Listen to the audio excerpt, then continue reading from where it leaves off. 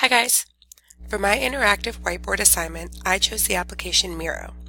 I found this application very easy to use. With it, I created a two-part assignment on famous landmarks throughout the world. Miro offers templates that you can use to design your whiteboard, but I opted out to make my own design.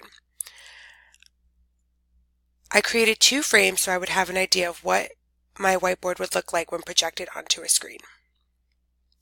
For the first part of this assignment, I placed famous pictures of landmarks and listed the names in the middle.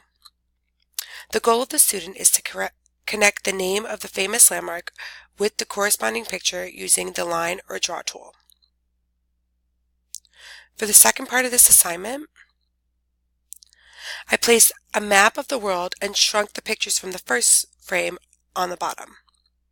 The goal here is for the students to drag the picture to this corresponding area on the map. Once they have completed that, I want them to click the comment tool on the toolbar and click the picture again. And now I want them to write where in the world that picture is located.